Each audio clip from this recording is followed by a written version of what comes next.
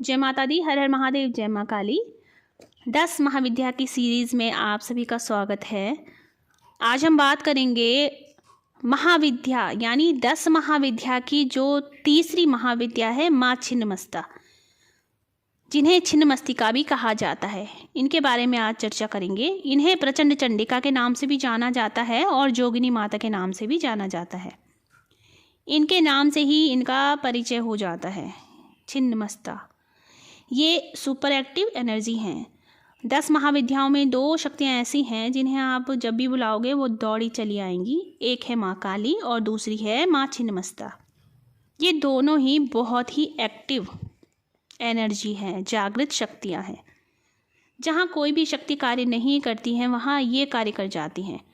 मान लो कोई ऐसी नेगेटिविटी है जिसे कोई भी शक्ति समाप्त नहीं कर पा रही है, कई पूजा पाठ हो चुकी है, कई चीज़ें कर ली हैं, सात्विक तरीके से पूजा पाठ कर चुके हैं, तांत्रिकों के पास आप जा चुके हैं, लेकिन फिर भी आपका कार्य नहीं हो रहा है। वहाँ पर ये देवियाँ क्षण भर में ही उस नेगेटिविटी को समाप्त कर देती है। जहाँ पर कोई भी पूजा पाठ कार्य नहीं करता है वहाँ पर छिन्नमस्ता कार्य कर जाती है, क्योंकि ये एक्टिवनेस के साथ साथ स्वभाव में भी उग्र हैं, अति उग्र। अब उग्र होने का अर्थ यहाँ पर आप ये बिल्कुल मत समझिए कि इनमें मातृत्व का भाव नहीं है। इनमें पूर्ण मातृत्व का भाव है, जो आगे अभी मैं बताऊंगी तो आपको पता चलेगा कि इनमें मातृत्व भी है।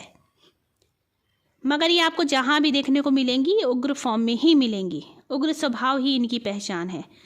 आपको कहीं भी ये सौम्य रूप में देखने को नहीं मिलेंगी, क्योंकि जब आदिशक्ति ने इनका रूप धारण किया तो प्रोटेक्शन के लिए ही अपना रूप जो है इनमें परिवर्तित किया था, और प्रोटेक्शन के लिए शस्त्र तो उठाने ही पड़ते हैं। आदिशक्ति ने आवश्यकता पड़ने पर एक ऐसी देवी का निर्माण किया जो कि पूर्णतः प्रोटेक्शन को दर्शाती हैं। छिन्नमस्तिका का वर्णन करना इतना आसान भी नहीं है। जिसने छिन्नमस्तिका को समझ लिया, समझो उसने मोक्ष प्राप्त कर लिया। आप सरल भाषा में समझते हैं कि छिन्नमस्तिका का शाब्दिक अर्थ क्या हो सकता है। देखिए, छिन्नमस्तिका का शाब्दिक अर्थ जो है वो है छिन्न, यानी कि अलग किया गया, काटा हुआ, और मस्तिका का अर्थ होता है मस्तक यानी शीश। अपने शीश को जो स्वयं काटने का सामर्थ्य रखती है वही छिन्नमस्तिका है। जहाँ भी देवी का ऐसा चित्र देखने को मिले कि देवी ने अपना मस्तक काटा है, चाहे वहाँ उनके साथ उनकी जोगनियाँ हों या फिर वो अकेली ही हों, समझ लीजिए वो छिन्नमस्तिका ही हैं। अब यहाँ जो माँ ने अपना मस्तक काटा है ये क्या दर्शाता है, ये समझते हैं। यहाँ माँ ने अपना मस्तक काटा है जो कि अपने ही हाथ में लिया है। उनके गर्दन से रक्त की धाराएं बह रही हैं। उनके आजू बाजू उनकी 2 जोगनियाँ खड़ी रहती हैं। जो रक्त की धाराएं निकल रही हैं वो जोगनियों के मुख में जा रही हैं, और एक रक्त की धारा माँ छिन्नमस्ता के स्वयं अपने ही कटे हुए शीश के मुख में जा रही हैं। यहाँ देवी ये मैसेज दे रही है कि मुझसे ही सब जन्मा है और मुझी में सब समा जाएगा। वो एक चक्र का निर्माण यहाँ पर कर रही हैं। यहाँ देवी प्रत्यलीड़ा मुद्रा में खड़ी हैं और उनके पैर के नीचे 2 संभोग की अवस्था में 2 कपल दिखाए जाते हैं। वो पुरुष और प्रकृति का मिलन दर्शाते हैं, जो कि एक ऊर्जा है, ऐसी ऊर्जा जो देवी के अधिकार में है। कहीं चित्र में शिव लेटे हुए दिखाए जाते हैं और देवी उन पर बैठी होती है। जहाँ माता छिन्नमस्तिका को प्रत्यलीड़ा मुद्रा में दिखाया जाता है, यानी एक पैर आगे हो, वहाँ पर देवी अटैक के लिए तैयार होती, यानी आक्रमण के लिए तैयार होती है, जो कि एक तांत्रिक रूप है और तांत्रिक ऊर्जा को दर्शाता है।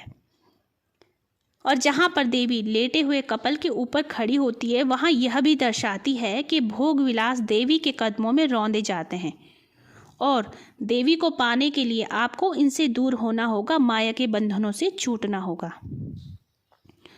और यदि ये कपल के ऊपर बैठी हैं तो ये दर्शाती हैं कि ये मूलाधार चक्र से ऊपर के चक्रों को जागृत कर रही हैं। और जहाँ पर देवी शिव के ऊपर बैठी होती हैं वहाँ पर यह दर्शा रही हैं कि अब जो कपल यानी माँ के कदमों के नीचे जो ऊर्जा थी अब वो उन्हीं में समा चुकी है, कुछ भी अब अलग नहीं रहा। माँ के साथ जो दो जोगिनियाँ दिखाई जाती हैं, ये माँ पार्वती की ही सखियाँ हैं, जया विजया, जो कि जब माँ पार्वती ने छिन्नमस्तिका का रूप धारण किया था तो इनकी जो सखियाँ थीं उन्होंने डाकिनी और वर्णिनी का रूप धारण कर लिया था। तो इसमें जो इनके लेफ्ट साइड में खड़ी दिखाई देती हैं वो हैं डाकिनी, जो कि साफ रंग की, गोरे रंग की बताई जाती, और नीले रंग की बताई जाती हैं, जो कि तामसी ऊर्जा को दर्शाती हैं। और इनके राइट में जो हैं वो हैं वर्णिनी, जो कि राजसी ऊर्जा को दर्शाती हैं, और इन्हें रेड कलर की या फिर ग्रे कलर की बताया जाता है। इनकी साधना कभी भी सात्विक नहीं होती है, क्योंकि ये उग्र देवी हैं, और ये ही नहीं बल्कि देवी धूमावती और देवी भैरवी की साधना भी सात्विक नहीं की जा सकती। ये उग्र शक्तियाँ हैं। यहाँ पे केवल मैंने साधना की बात की है, मानने की नहीं। आप मानिए, क्योंकि जितनी भी बड़ी से बड़ी शक्तियाँ हैं, नमस्कार करना चाहिए। उनका आशीर्वाद लेना भी एक आम इंसान के लिए अति आवश्यक है। उनका प्रोटेक्शन तो सभी को चाहिए। तो आप उनको मानिए, उनको नमस्कार कीजिए, उनका आशीर्वाद लीजिए, उनके दर्शन कीजिए मंदिरों में जा कर के। लेकिन साधना यहाँ पर आम इंसानों के लिए वर्जित बताई गई है। इनकी साधना इतनी सरल नहीं होती है कि कोई भी कर ले। कोई भी उग्र शक्ति जो भी है वो तांत्रिक कर्मों के लिए ही सुटेबल होती है। इनकी साधना केवल योग्य गुरु के निर्देश में ही आप कर सकते हैं, यदि आप करना चाहते हैं तो। अब यहाँ पर बात करते हैं माँ के मातृत्व भाव की, कि कहाँ पर माँ का मातृत्व भाव झलकता है। इसमें एक कथा आती है कि जब राक्षसों का वध करते हुए, सभी राक्षसों का रक्तपान करते करते जब सभी राक्षस समाप्त हो गए थे, लेकिन जोगिनियाँ तृप्त नहीं हुई, यानी जितने रक्तपान वो कर रही थी उनकी प्यास जो है वो और बढ़ रही थी। तो जब सारे राक्षस समाप्त हो गए तो अंत में जोगिनियाँ तड़पने लगी रक्त के लिए।